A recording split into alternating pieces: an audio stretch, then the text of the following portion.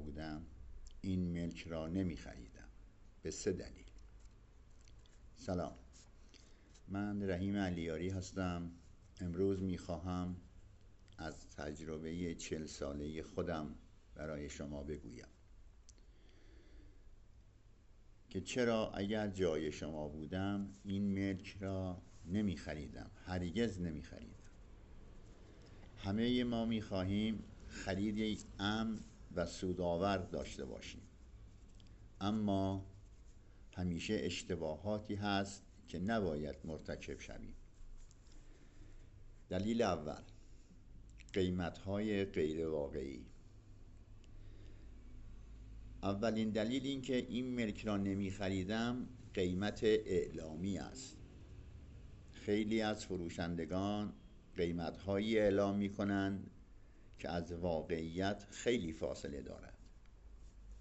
شما ممکن است فکر کنید که یک معامله خوب انجام داده اید، ولی در حقیقت ارزش واقعی ملک خیلی پایین تر از اون چیزی هست که می بینید. دلیل دوم، مشکلات حقوقی پنهان. دومین دلیل این که چرا این ملک را نمی خریدم مشکلات حقوقی پنهان است. شاید فروشنده از نظر شما شخصی معتبر به نظر بیاید، ولی ممکن است ملک با بدیها و مشکلات قانونی فراوان همراه باشد که شما متوجه آن نمی شوید.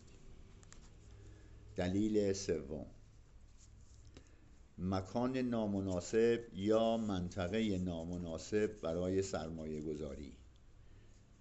سومین دلیل که این ملک را نمی خریدم مکانش می باشد.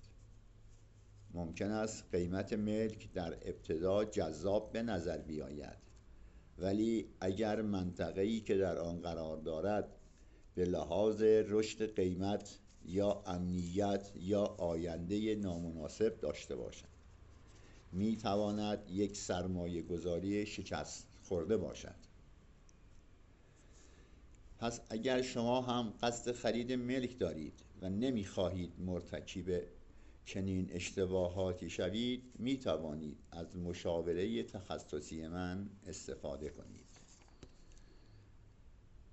این ویدیو مخصوص ایرانیان خارج از کشور است که قصد خرید یا سرمایه گذاری ملک در ایران را دارند. اگر خارج از ایران هستید، درباره معامله ملکی شک دارید، مشاوره قبل از خرید می تواند جلوی ضررهای بزرگ را بگیرد. با درود، فراوان.